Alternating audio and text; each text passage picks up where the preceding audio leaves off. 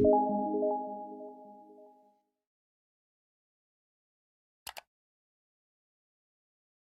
أشرف الأنبياء المرسلين سيدنا مولانا محمد وعلى آله وصحبه أجمعين. أما بعد, sahabat kiram yang kami hormati, yang kami muliakan, para asatidz, para habaib, wabil khusus kepada Mukarram Habib Ja'far As-Siddiq Al-Hadi yang senantiasa membantu kita, menemani kita, membimbing kita dalam proses kajian kita, dalam beberapa majelis taklim yang kita adakan. Senantiasa beliau hadir agar kiranya Allah limpahkan kesehatan jasmani dan rohani, Allah murahkan dalam urusan rezeki dan jodoh agar segera mendapatkan pasangan hidup. Amin.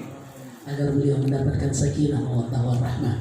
Juga kepada para pengurus Yayasan Pondok Pesantren Nurul Qamar, Mukarram Bapak Muhammad Aprizal Rifai selaku Ketua Yayasan, Dewan Pembina Yayasan Bapak Muhammad Afrian Zaman, pengawas Yayasan Pondok Pesantren Nurul Qamar Bapak Muhammad Abdurrahman, juga para jamaah sekalian yang dirahmati oleh Allah. Alhamdulillah, puja-puji syukur kita panjatkan kehadirat Allah Subhanahu wa taala atas semua nikmat yang dilimpahkan dalam kehidupan kita. Kemudian salawat dan salam senantiasa kita sanjungkan kepada Nabi Muhammad sallallahu alaihi wasallam alladzi turja syafa'atuhu yaumi hadzal yaumil mahsyar. Kita mengharapkan kita semua bersama keluarga kita mendapatkan syafaat dari Nabi Muhammad sallallahu alaihi wasallam. Amin. Amin Allahumma amin. Mari kita kirim Al-Fatihah, kita khususkan kepada pengarang kitab ini dan seluruh orang-orang yang diambil kata-kata hikmah, diambil manfaat dari perkataan mereka dalam kitab ini. Juga dikhususkan kepada Syekh Muhammad Nawawi Ibnu Umar Al-Jawi Al-Bantani dan juga Syekh Sihabuddin Ahmad Ibn Hajar Al-Asqalani. Semoga kita mendapatkan keberkahan dari mempelajari kitab ini. Syaikhul lahumul Fatihah. A'udzu billahi minasy syaithanir rajim. Bismillahirrahmanirrahim. Alhamdulillahi rabbil alamin. Arrahmanir rahim. Maliki yaumiddin. Iyyaka na'budu wa iyyaka nasta'in. Ihdinas siratal mustaqim. Siratal ladzina an'amta 'alaihim ghairil maghdubi 'alaihim waladdallin. Alhamdulillah. Bapak-bapak, jamaah sekalian, pemirsa laman dari Facebook dan YouTube Pondok Pesantren Nurul Qamar yang dirahmati Allah. Alhamdulillah, jika memang sudah berjalan live-nya, alhamdulillah, semoga akan semakin banyak manfaatnya majelis ta'lim ini. Mari kita masuk kajian. Pada pertemuan minggu lalu kita sampaikan makalah yang ke-16 yang berkenaan dengan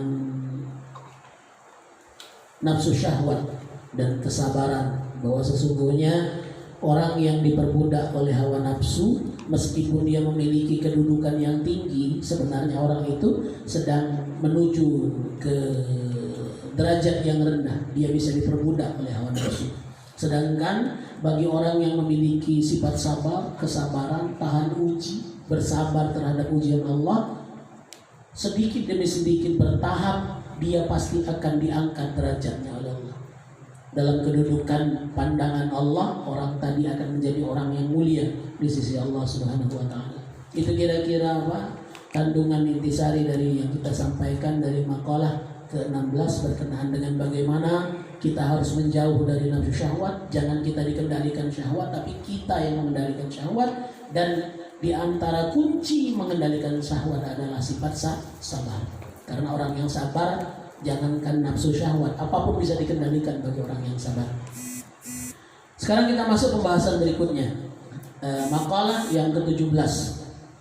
Wal maqalah as-sabi'ata asyrata qila tuba ay al-khairul kathiru liman kana aqluhu amiran bi ay yaqtadiya bi muradi aqlihi al-kamil wa hawahu ay mailanu nafsihi ila ma la tashtahihi min ghairi da'iyati syar'i asiran ay mamnu'an min dalika.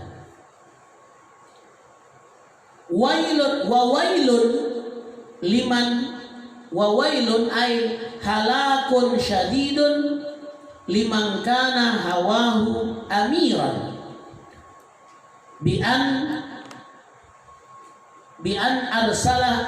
arsalaha ila mustahiyatiha wa aqluhu asiran ay mamnu'an min nahwi at-tafakkuri fi ni'amillahi ta'ala wa fi 'azamatihi ta'ala.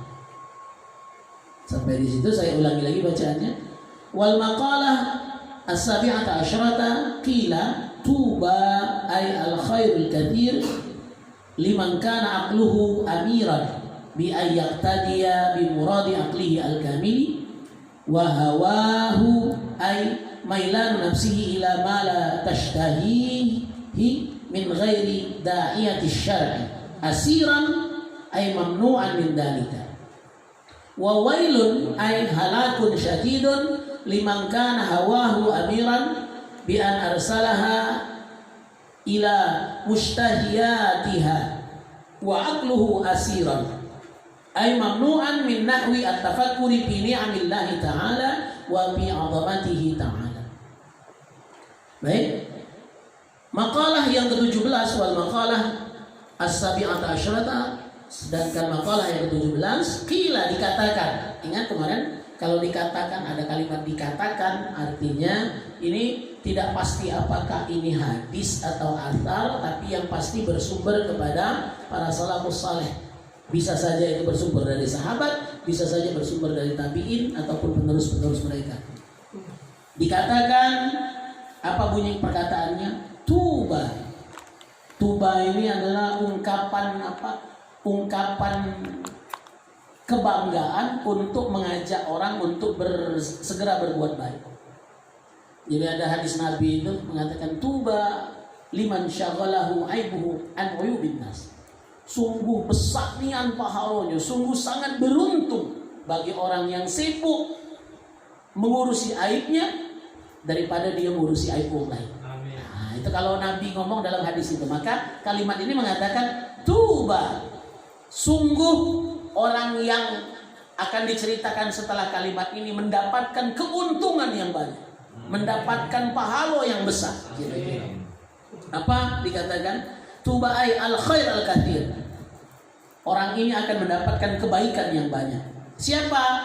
Liman kana, siapa saja yang aqluhu, akalnya amiran, menjadi pemimpin, menjadi komando yang memberi perintah, yang memutuskan, yang menentukan segala sesuatu. Saya ulangi, sungguh beruntung, sungguh orang itu akan beruntung mendapatkan kebaikan yang banyak jika orang itu menjadikan akalnya sebagai pemimpin dalam kehidupan. Akal sehat maksudnya, akal baik yang ada di dalam dirinya. Apa? Bi ayat tadiya bi muradi aqlihi al-kamil. Dia mengikuti, menjalani, mematuhi apa yang diarahkan oleh akalnya yang sempurna. Saya katakan tadi akal yang baik, karena kapan akal yang tidak baik terpecah dengan uang yang niatnya jahat, pinter juga. Ya mohon maaf, pepatah wong Palembang nih kan wong pintar tuh kalah dengan wong calak. Wong bodoh dimakan wong pintar, wong pintar dimakan wong calak. Wong calak dak kate lain yang makannya kecuali tahu. Nah, itu kan. Jadi wong pintar, jujur, kalau dia dak hati-hati bisa dimakan oleh wong calak. Wong calak itu bukannya buyang, pintar, tapi pintarnya digunakan untuk membodohi orang, mengambil manfaat dari kelalaian orang pintar. Kita ini mohon maaf, terlepas dari benar salahnya, kalau wong yang jujur biasanya mudah percaya dengan wong, karena dia membayangkan diri dia begitu. Tapi kalau wong yang biasa berbohong, bisa jadi karena pengalaman sering dibohongi wong, akhirnya muncul keraguan setiap kali wong datang. Apalagi mohon maaf ya, kalau ada yang ngomong demi Allah aku bersumpah, Kalau boleh jujur, ya artinya bohong. Biasanya galak bohong tuh lah. Kalau boleh jujur, sebenarnya artinya selama ini bohong tuh lah. Kalau ada orang yang biasa melemparkan sumpah, demi Allah, aku bersumpah demi Allah, untuk meyakinkan, artinya untuk biasa berbohong, tidak yakin dengan omongan dia, maka dia perlu menambah keyakinan orang, maka dia mengeluarkan sumpah. Padahal mohon maaf, hati-hati dengan perkara sumpah. Kalau kita sudah bersumpah dan ternyata yang kita sumpahi tadi bohong, itu dosa besar. Namanya bersumpah dengan nama Allah, bersumpah palsu. Atau ketika dia berjanji dengan sumpah, kemudian dia langgar sumpah itu, ada kewajiban bagi dia untuk membayar sumpah yang dilanggar itu. Namanya qada'ul aiman, membayar sumpah yang dilanggar.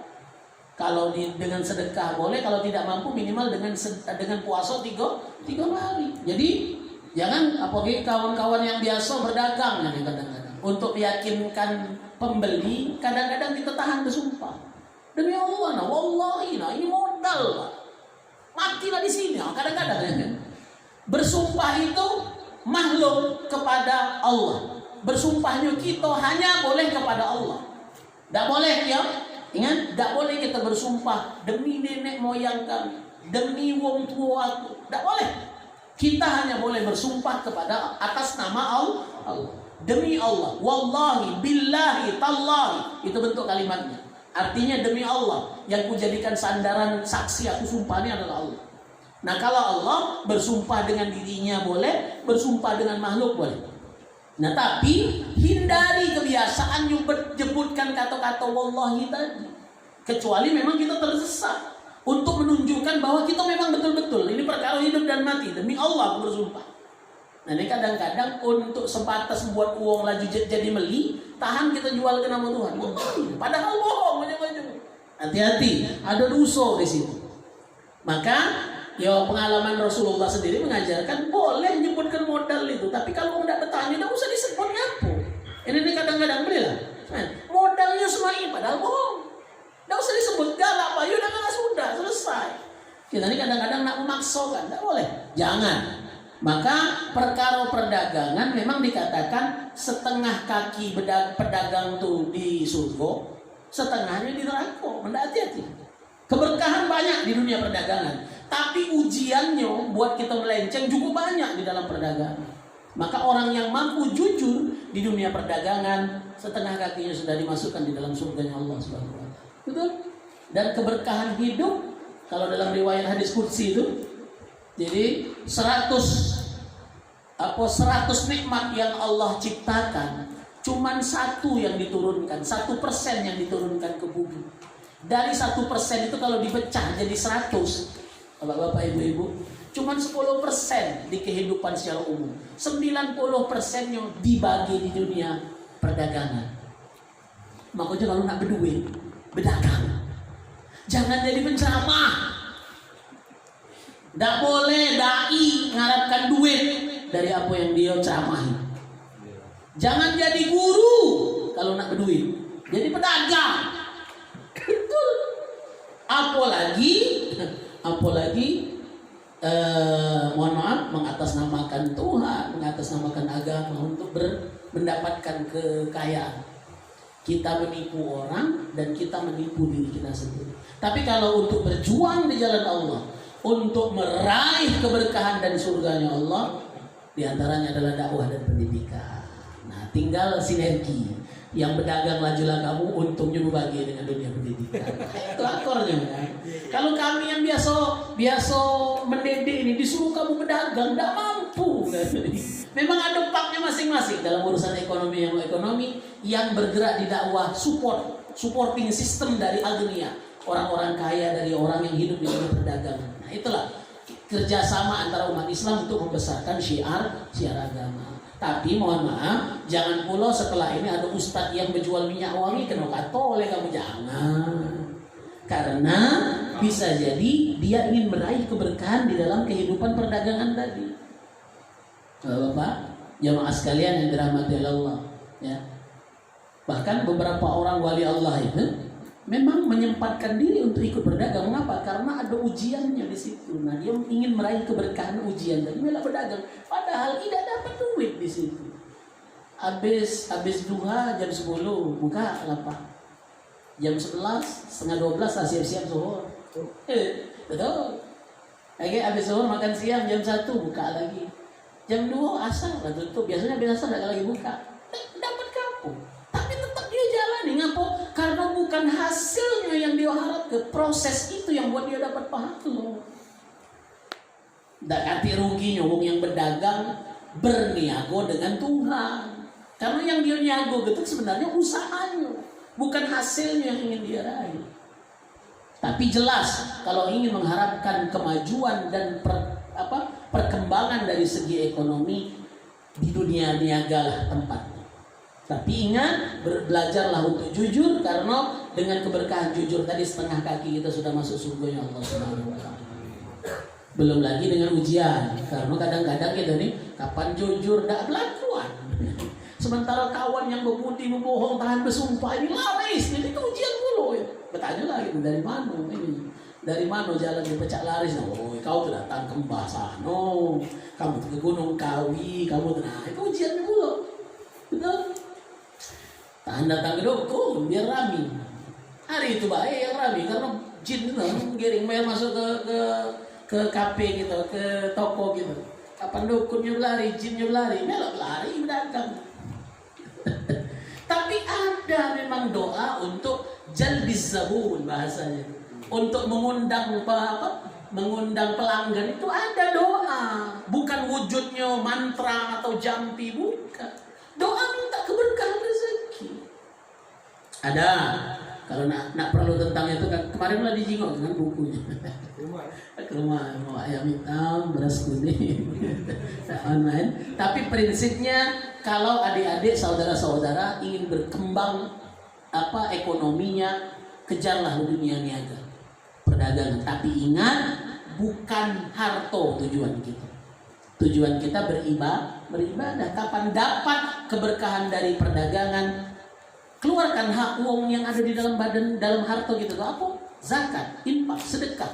Itulah proses buat dia semakin banyak. Mengapa? Karena harta yang disedekahkan demi Allah. Rasulullah itu bersumpah 3 kali. Wallahi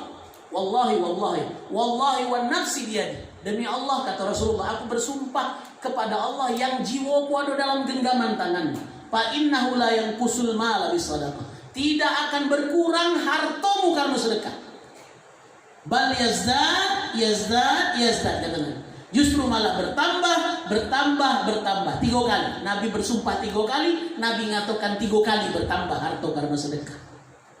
Jadi rumusnya niaga, keluarkan hak uang dalam perkara zakat, sedekah, infak. Tidak akan roboh perdagangan itu. Ngapa? Karena kita berdagang bukan dengan manusia, berdagang dengan Allah. Mohon maaf, Abdurrahman bin Auf itu minta supaya miskin. Ada kan ceritanya kan, viral di Facebook. Berdoa, ya Allah, aku ini malah kaya, buat aku buntu, buat aku miskin sampai mati. Berduit. Malah jadi wong kaya, nak minta buntu, tidak dibuntukan Tuhan. Padahal modal ketika beliau hijrah ke Madinah itu cuma badan sebatang. Hartonya, dia kan orang kaya di Mekah. Tapi ketika hijrah, dimusuhi oleh keluarganya, harta ditinggal semua.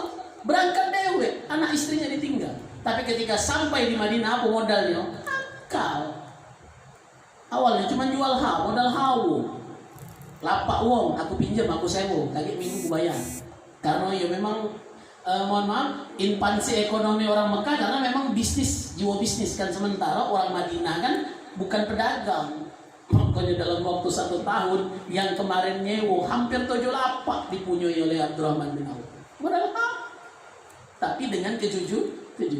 Maka kembali ke pembahasan tadi, kalau memang niat kita untuk berdagang, belajarlah untuk jujur dalam perdagangan, ikuti Rasulullah. Yang buruk kata ke buruk, yang baik kata ke baik, dan tidak perlu untuk meyakinkan orang kita menjual, mengopral sumpah. Galak Pak, ya udah galak sudah, tapi dengan kata-kata yang baik. Bapak-bapak, ibu-ibu, jamaah sekalian yang dirahmati Allah. Jadi di sini kembali pembahasan kita dikatakan tuba, maka akan mendapatkan kebaikan yang banyak bagi siapa yang akalnya menjadi memberi perintah di dalam dirinya dan dia mematuhi perintah itu. Jadi yang jadi komando di dalam diri kita ini akal sehat. Jangan nafsu. Mau juga tadi jangan pakai hati dalam kehidupan ini. Kedepankan akal sehat. Maka orang yang mengedepankan akal sehat akan jauh lebih banyak kebaikan yang dia dapatkan daripada orang yang mengedepankan perasaan, mengedepankan hati. Karena hati ini mudah tersinggung, mudah sakit hati dan lain-lain. Tapi kalau akal sehat, insya Allah jauh lebih normal kita berpikir dan pasti akan ujungnya kebaikan. Tapi kalau mau perasaan itu mudah sakit hati, yang baik lanjut dipandang buruk gara-gara perasaan. Gitu. Jadi ini penegasan bahwa yang selama ini digawe ke Parijan itu benar. Cuman baik mungkin karena ngerasa gerusu deh, ribut dengan baik. Tapi biasanya akal sehat itu jauh lebih selamat daripada air rasuah. Udah boleh rasuah. Itu. Tapi, di sini dilanjutkan. Ketika akal sehatnya menjadi pemimpin, maka di bawah akal ini kan ada nafsu namanya. Ada hati, ada perasaan, ada lub, ada puat. Maka yang di bawah ini panca indera semuanya dikendalikan oleh akal. Nah, yang membuat manusia rusak ini adalah hawa nafsu. Nah, ketika akal yang memerintah, maka hawa nafsu dikendalikan oleh akal. Itu yang buat orang ini mendapatkan kebaikan yang banyak di dalam perkataan ini. Saya lanjutkan. Tuba asiran biayak tadiya di muradi aklihi al-kamil, dia mengikuti maksud dari akalnya yang sehat. Wahawahu, sedangkan nafsu hawa nafsunya, apa yang dimaksud dengan hawa nafsu ini adalah mailanu nafsihi, kecondongan jiwanya, ila ma la yashtahi min ghairi da'iyati syar'i, kecondongan jiwanya untuk mengikuti apa-apa yang menyenangkan bagi dirinya, dan biasanya yang menyenangkan nafsu ini bertentangan dengan syariat. Itu yang dimaksud hawa di sini. Hawa nafsu di sini adalah kecondongan untuk menghindar dari beban taklif agama, menganggap ringan urusan agama. Kaget bela menunda-nunda. Kapan diajak ke urusan agama berat, diajak ke urusan agama sungkan. Itu hawa nafsu. Karena hawa nafsu ini kan pengennya berleha-leha, nikmat, happy dan lain sebagainya. Iya. Segalanya mendatangkan manfaat untuk diri dia, perasaannya baik. Tapi giliran urusan agama nih kan, niat gitu nak datang, nak dapat ilmu, kapan sampai datang kena ceramah, kena marah, kena cemes, kena singgung, gitu. Ada di antara kita nih kan yang pas kena tembakan cemes itu kan, caranya mengaku ya. Kalau yang lah biasa mungkin mungkin dengan senyuman, tapi kan kita tidak tahu, jangan-jangan hatinya teriris. Iya, sedang ditunggu kelas. Ya kalau dengan rombongan Pak Rizal, Pak Aman, karena kami lalu kumpul ini kan tahu, ini kan ungkapan kasih sayang. Aku nyebut ini bukannya sengaja nak marah, tapi mengingatkan sesama saudara, tawasau bil haq, tawasau bis sabr, saling nasihat dalam urusan kebaikan, saling nasihat dalam urusan kesabaran. Tapi pun kalau ada yang buat teriris hati, mohon maaf kalau seandainya dalam salah ungkap dan lain sebagainya. Tapi mohon maaf jamaah sekalian, Bapak-bapak, ketika hawa nafsu tadi tergores, nah itu kan, perasaan tadi tergores, biasanya tertolak. Apapun kata-kata baik itu mudah gitu nyampak ke kata-kata tadi. Maka agar kita selamat jangan terbawa perasaan, yang kedepankan akal sehat. Ya misal mohon maaf, tahu-tahu ada habib atau ustadz yang ngomong salah, kamu tidak boleh main. Ya terima baik, memang salahnya. Harus terima, karena peringatan dari Tuhan itu bisa dari sahabat, bisa dari keluarga, bisa dari orang yang kita kenal, menjadi tahu itu, mengingatkan. Termasuk juga ketika ada musibah, ada bala, itu peringatan dari Allah, mengingatkan gitu. Jadi ingat rumusnya, kalau dapat musibah, dapat bala, jangan nyari kesalahan orang lain. Jika jadi gitu, apalah salahku ya Allah. Yang kita sampaikan dengan Asep tuh kan, jangan nyala ke uang, jangan ngintip ke uang, apalah salahku ngapuas api dibaca hilang. Tapi setelah digenti, jangan basing lepas kena tutus sudah langsung lagi. Asep nonton ini, dia tahu gak gitu, suruh nonton video itu. Bapak-bapak jemaah sekalian yang dirahmati Allah, maka di sini dikatakan setelah hatinya berpuasa, maka hatinya dapat mengendalikan hawa nafsu. Maka hawa nafsu dijadikan asiran. Kalau akalnya menjadi amir, pemimpin, sedangkan hawa nafsu menjadi asir, budak, atau yang disuruh, yang diperintah oleh akal saya. Itu maksudnya, bahwa kata Imam Ghazali dalam kitab Ihya Ulumuddin itu, jadi di dalam badan manusia ini kan ada energi, ada potensinya banyak macamnya, ada akal nyebutnya, ada pikir, ada hati, ada hawa nafsu, ada 7 tingkat, ada yang mengatakan 9 tingkat. Tapi sebaik-baik manusia menjadikan akal lah sebagai raja di dalam dirinya.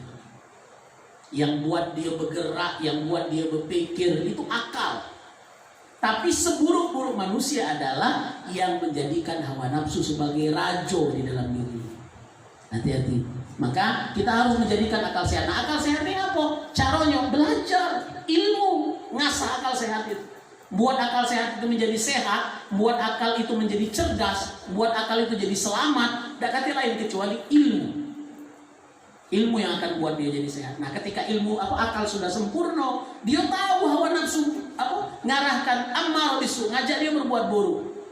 Sifat amarah ini kan untuk menjebak, menjumuskan kita. Maka saat dia digiring ke arah situ, akal menunjuk peringatan, hati-hati. Hawa nafsu sedang menggiring kamu. Kalau akalnya sudah di-upgrade. Tapi mana akalnya masih Windows 1, Windows 98, gancang kemasukan virus. Maka upgrade lah akal sehat kita dengan majelis taklim, upgrade lah akal sehat kita dengan membaca buku, belajar ilmu agama. Insya Allah kalau sudah di-upgrade menjadi akal yang sehat, akal yang kamil, akal yang sempurna, kita bisa mengendalikan hawa nafsu yang ada di dalam diri kita, dan kita akan mendapatkan kebaikan yang banyak, dikatakan di dalam kalimat ini. Itu yang pertama. Nah, sedangkan yang asiran ay mamnu'an min dalika, maka akal mampu melarang hawa nafsu untuk condong kepada perbuatan yang bertentangan dengan syariat tadi.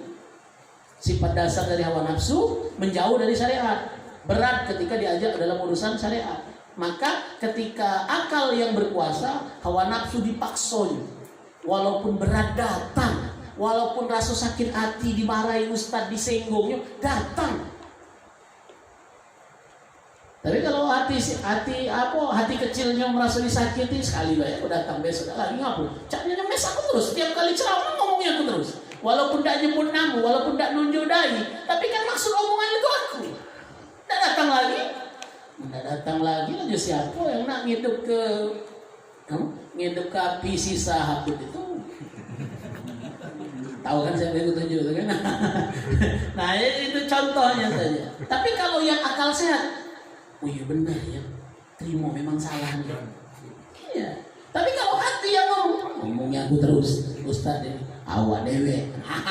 Kan hati itu apa? Hawa nafsu itu kan mudah membalikkan agar kita jangan nerima kata-kata baik tadi. Awak dewe ini cak aku tidak tahu. Iya. Contohlah kawan kita kan sedang dalam proses menghindar dari riba. Ustaz dewe riba mana ini meriba kenyang. Tapi itu ujian untuk Seno. Jangan gara-gara caknya Ustadz ini main riba juga, dia ini kredit mobil.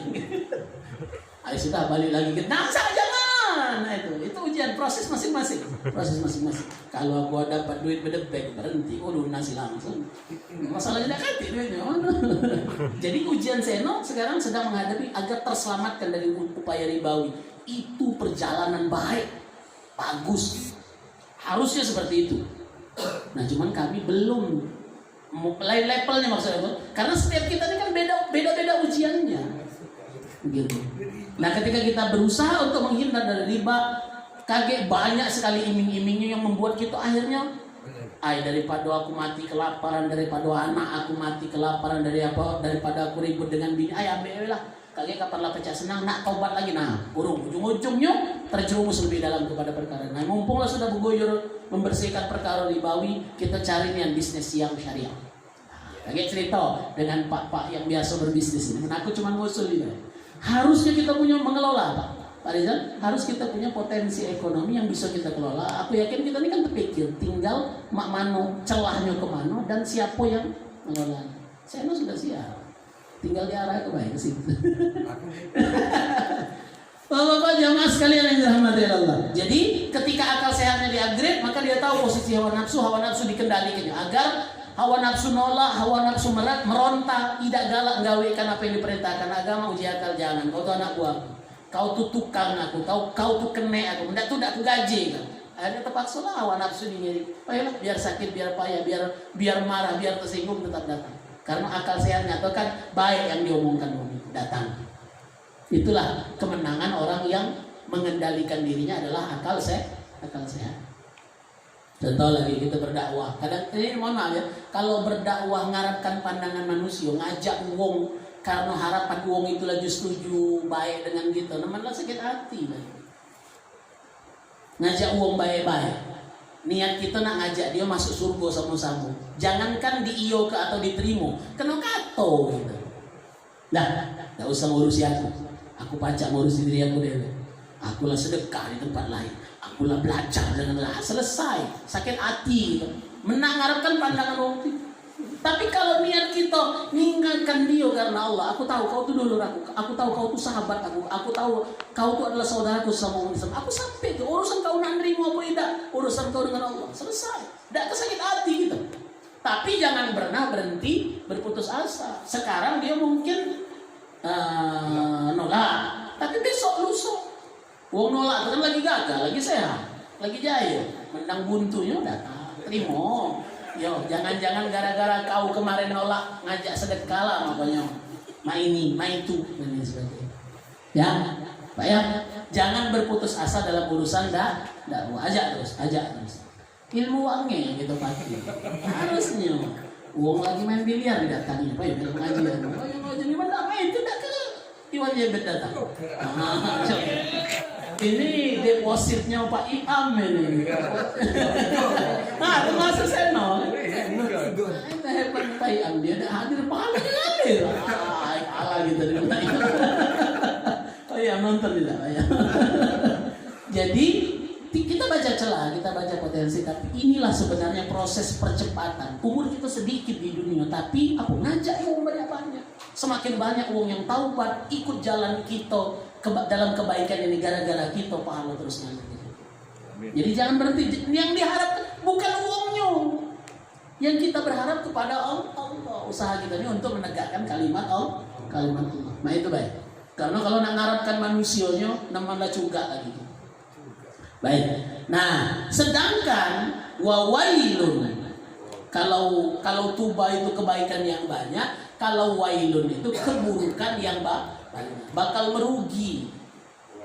Wawailun sedangkan kerugian, ay halakun syadid, kehancuran yang sangat pedih, kehancuran yang sangat besar, liman kana hawahu amiran, bagi siapa yang menjadikan hawanya sebagai pemimpin di dalam diri. Dia jadikan hawa nafsu sebagai pengendali dalam kehidupannya. Wong ini bakal susah, bakal sakit, bakal sengsara di dunia sampai di akhirat. Halakun kathirun, jika liman kana hawahu amiran, jika dia menjadikan hawa nafsunya sebagai pemimpin. Bi an arsalaha ila mustahiyatiha. Dia melemparkan akal sehatnya, melemparkan hati nuraninya untuk mengikuti apa yang dikendaki oleh hawa nafsu. Mohon maaf, di era 90-an di Amerika itu muncul generasi hippies namanya. Kaum hippies itu adalah orang yang menolak kebenaran selain manfaat untuk diri. Dia mengatakan, mano segala perkara yang tidak nguntung ke diri aku pasti salah. Segala yang datangkan manfaat untuk diri aku, buat aku senang, buat aku happy, itulah pasti benar. Maka kaum hippies ini tidak membina rumah tangga, tidak punya kehidupan sosial, pokoknya happy baik kemana berjalan. Biasanya dia kan rumah karapan, pecah di sini malah pindah, ngadukan pesta, ngadukan kegiatan segala macam. Nah awal 90 itu booming di Amerika. Jadi kaum muda yang merasa tidak mendapatkan ketenangan dalam kehidupan mereka, akhirnya ikut kelompok itu. Sampai kepada kelompok nudis. Kelompok nudis itu karena katanya happy baik gitu, nih aurat uang segala macam, tidak usah pakai baju sama sekali. Kaum ini karena menganggap yang penting kita senang, kapan kita senang pasti baik itu katanya. Padahal tidak seluruh kesenangan nafsu baik untuk diri kita. Berlalu waktu, sekarang sedikit demi sedikit proses kebenaran sejarah mengatakan banyak di antara kaum hippies itu sendiri yang akhirnya menyesal mengakhiri hidup dengan cara bunuh diri. Ternyata mereka merasa pokoknya bebas, lepas, tidak kati ikatan, tidak kati aturan, pasti bahagia. Ternyata mereka juga merasakan kekosongan batin. Masih ada yang kurang di dalam hidup. Akhirnya hidup bunuh diri. Artinya tidak bahagia juga. Maka kita harus punya keyakinan apapun yang diperintahkan Tuhan, walaupun berat pasti ujungnya baik. Walaupun sakit pasti ujungnya manis. Walaupun pahit ujungnya manfaat pasti. Sedangkan nafsu walaupun iming-imingnya manis, iming-imingnya indah, iming-imingnya nikmat, ujungnya pasti balak tuh lah gitu. Ya, mohon maaf, 1.000 ganjarannya 10 juta, manis nih ya gitu. Cuma tidak tahu ujung-ujungnya cak rumah tercabut, BPKB tergadai, dengan rumah belago. Tidak, bukan aku. Bukan itu. Ini fase berikutnya. Yang lain yang belum belajar tidak usah belajar, malah ada tahu dalam urusan judi. Ngapa? Karena iming-iming judi itu apa kata Roma? Menjanjikan kemenangan, tapi apa yang terjadi? Dakati yang kayu lantai judi. Kecuali bandar. Kalau nak jadi wong kayu gara-gara judi jadi bandar. Nah, cuma yang jadi masalah itulah pulau kan. Kita nak jadi setan nih, nak jadi belis nih, nak petanduk nih, terjadi. Baru nak belajar, cukuplah kami, uji kawan sebelah, cukuplah kami yang merasukkan taubat. Jangan coba-coba lagi. Iming-iming kebaikan, karena yang indah-indah itu ujung-ujungnya pasti neraka. Yang lemak-lemak, yang happy-happy itu kata Roma, yang indah-indah itulah iming-iming setan. Sedangkan surga berat, susah, itu caranya buat kita pecahnya tidak wow, pecahnya tidak mampu, pecahnya tidak pacak kali masuk surga. Nah, daripada di neraka lah sengsara, lemaklah happy baik di dunia. Oh itu kan? Karena pecahnya lah cetok masuk neraka. Di dunia lah susah payah, di akhirat masuk neraka. Sudahlah, kepalangan biar happy baik kepalangan. Jangan kita berprinsip seperti itu. Walaupun sukar, sakit, yakin kita buah kebaikan pasti akan kita dapatkan di akhirat. Insya Allah. Nah, balik ke pembahasan kita tadi, jangan kita menjadikan hawa nafsu sebagai pemimpin dalam kehidupan kita. Kenapa? Karena hawa nafsu ini pasti mengarahkan kita untuk mengikuti kehendak dia, menyenangkan dirinya, menyenangkan nafsu syahwat tadi. Padahal ujungnya adalah keburukan.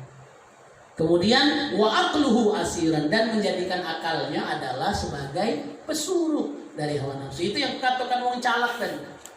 Wong calak itu bukannya buyang, cerdas, tapi akalnya dikendalikan hawa nafsu. Mana caranya biar pacak beset uang itu? Mana caranya biar pacak lembek keuntungan dengan uang? Mana caranya agar pacak budi uang itu tanpa dia terasa? Mana caranya agar dapat keuntungan usaha sedikit, uang tidak terasa kita lembek? Makanya ilmu yang model itu. Kalau cuma nak ambil untungan saat setan ini, makanya Bapak Ibu, uang calak itu tuh pecahnya kita tidak terpikir, dia terpikir. Ya, mohon maaf, kita masang pagar, buat CCTV, melepak ke anjing. Apa berhenti maling itu berpikir nak hijau ke harta gitu? Semakin besar potensi halangan, semakin besar pemikiran dia. Ayo pecahnya dimasuk tidak pacak. Coba kirim ke pesawat nirawak itu lagi. Nah, semakin canggih sekarang. Tidak bisa fisiknya masuk, dia non fisik. Kita berpikir harta kita di bank aman. Hati-hati. Saya pernah cerita dengan ibu. Kebocoran anggaran di bank itu pasti terjadi. Kita tidak sadar 100 rupiah sebulan uang kita diambil oleh orang yang tidak bertanggung jawab. Tidak terasa mengikuti duit kita itu berkurang. Kalau uang siko pecahnya kecil duit 100 itu Pak. Tapi dikali ke seluruh nasabah se-Indonesia. Itu losis kalau dalam bahasa PLN. Kehilangan dalam proses penyelenggaraan itu terjadi, dan itu dibuat oleh kepatalan sistem. Nah, uang-uang yang ngerti tentang sistem itu ngambil keuntungan dari situ. Jadi ditariknya Rp50, ditariknya Rp1, Rp1. Ya hacker ini kalau luar ini hacker di dalam pula yang buka jalan. Kerugiannya itu berapa miliar, berapa triliun uang yang berputar dalam apa istilahnya tuh? Tidak, kalau dalam istilah perbankan tuh selain dari koruptor dasi putih itu apa istilahnya? Bukan Pak, yang apa istilahnya tolak kalau istilah perbankan itu. Permainan itu. Ya, tapi bukan berarti aku benci dengan perbankan, tapi aku mengatakan disitulah sistem dibentuk sengaja dibuat ada celah agar membaca ambil keuntungan. Nah, kita kita yang lurus ini tidak terpikir di situ, tapi wong yang niatnya jahat kita tidak terpikir, dia terpikir. Kita gimana? Naik ke 3 lantai, tidak katik jalan, mana caranya? Kalau nyampak, tapi ngapa malik pacak naik pucuk itu? Terpikir dia ada caranya. Tidak pacak pakai tangan, pakai tali, buntal. Ngapo? Karena berpikirnya dia rewangi belis ini lah ribuan tahun itu. Kemarin ada yang pacak model macam ini, aku buka cara diuji. Sementara kita kalau benar pecah tertutup pintu, ngapo? Mana cara kita nak berpikir agar dapat pikir? Muncul nafsu, bayang. Kita berpikir nak baik, muncul godaan. Jadi rusak pikiran kita. Dihalangi oleh iblis. Tapi mencoba meniat jahat. Itulah ujian tadi, meniat jahat, direwangi belis, yang tidak terpikir, kita terpikir. Cara itu. Tapi kita tidak perlu berbangga kalau bertemu yang model itu. Kenapa? Karena kau itu direwangi belis. Wali kau itu belis. Kata Abdul Qadir Jilani mengatakan wali setan. Makanya pecahnya tampilannya seperti wali Allah. Punya kemampuan hebat, doanya mustajab, bisa balik ke bulan sakit. Tapi bukan Allah yang bermain di situ, ada setan yang mereka. Nah sama seperti tadi, uang itu pecahnya di lingkungan cerdasnya, tapi tidak dekat dengan Tuhan, hati-hati. Itu istidrak namanya. Setan yang merah, yang baru ini. Bapak-bapak, ibu-ibu sekalian yang dirahmati Allah, itu jadi kunci dari apa yang ingin kita ikat di dalam kalimat ini, bahwa sesungguhnya perkara akal sehat ini penting harus kita asah, harus kita latih agar kita semakin dekat kepada Allah. Sedangkan hawa nafsu sengaja dijadikan alat oleh setan untuk membuat akal sehat kita tidak berpikir. Akal sehat kita ini digiringnya untuk tidak lagi memikirkan mana yang baik, mana yang buruk, memikirkan tentang Allah, memikirkan tentang ciptaannya, memikirkan tentang agama. Sengaja dibuat sama itu. Nafsu itu sengaja membuat kita jangan kapan nak terpikir tentang agama ada kagak bela besok ya. Wong lain kan baca ngurusin. Kami ini kan apalah daya kan.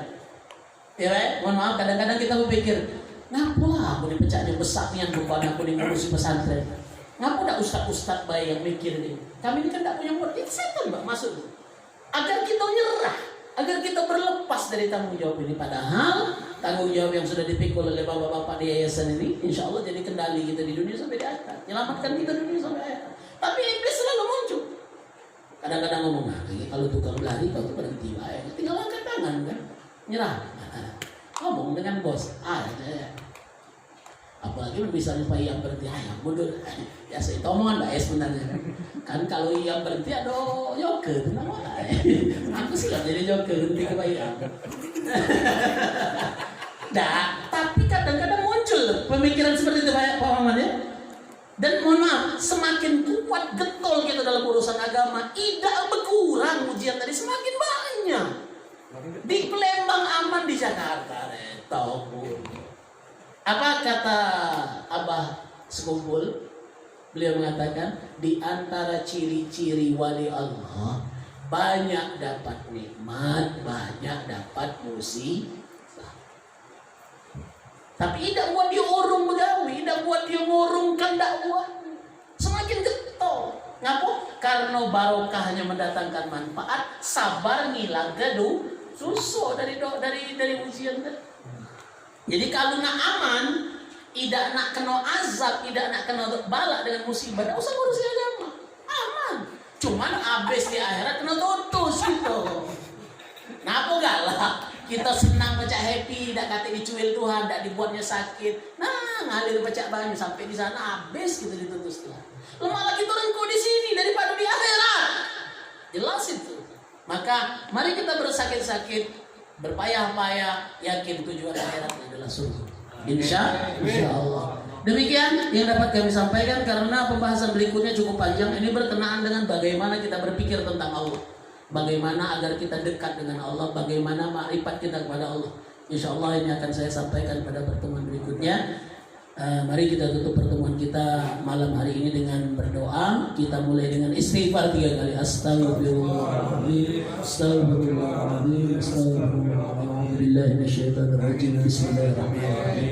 Alhamdulillahi Rabbil Alamin. Salatu wassalamu ala asyrafil anbiya mursalin Sayyidina Maulana Muhammadin. Allahumma rzuqna ilman nafi'an, Allahumma rzuqna amalan salihan mutaqabbala, Allahumma rzuqna kamalal mutaba'ati bi sunnati nabiyyina Muhammadin sallallahu alaihi wasallam zahiran wa batina. Ya Allah Tuhan kami, anugerahkanlah kami ilmu yang bermanfaat, ilmu yang menjadikan akal kami menjadi akal yang sempurna, akal yang kamil, akal yang lengkap, akal yang dapat menjadi pemimpin dalam jiwa raga kami, akal yang dapat mengendalikan hawa nafsu kami, akal yang dapat menyelamatkan kami dari dunia sampai nanti kelak di negeri akhirat. Ya Allah ya Tuhan kami, hindarkanlah kami dari sifat was-was dalam hati kami, jauhkanlah sifat was-was dari dalam hati kami ya Allah. Angkatlah rasa takut kami terhadap dunia dalam hati kami ya Allah. Hilangkan rasa takut kami terhadap perkara dunia dalam hati kami ya Allah. Angkatlah kekhawatiran kami dalam urusan membela agama ini ya Allah. Mantapkan kaki kami ya Allah untuk tetap di jalan membela agama-Mu ya Allah. Mantapkan kaki kami, mantapkan hati kami, mantapkan keluarga kami untuk mendukung kami dalam membela agama Allah ini. Rabbana zalamna anfusana wa illam taghfir lana wa tarhamna lanakunanna minal khasirin. Doa ya Allah Tuhan kami sadar, kami sangat yakin, kami sangat percaya ujian yang kami hadapi ini, bala musibah yang kami hadapi saat ini pasti karena kesalahan kami di masa lalu ya Allah. Amin. Kami bermunajat kepadamu, ampuni kami atas semua dosa itu. Buatlah kami sabar menghadapi ujian ini ya Allah. Buatlah kami istiqomah di jalan agamamu ini ya Allah. Angkatlah segala macam bala dan musibah itu ya Allah, agar kami dapat nikmat beribadah kembali kepadamu. Rabbana atina fid dunya hasanah wa fil akhirati hasanah wa qina adzabannar wa adkhilnal jannata ma'al abrar ya aziz ya ghaffar ya rabbal alamin. Sallallahu alaihi wasallam Muhammadin nabiyil ummi wa ala sahbihi wa sallam bi fadli subhana rabbika rabbil izzati amma yasifun wa salamun alal mursalin walhamdulillah. Taqabbalallahu minkum. Demikian billahi taufiq wal hidayah bir ridha wal inayah usikum wa iyyakum bittaqwallah. Assalamualaikum warahmatullahi wabarakatuh.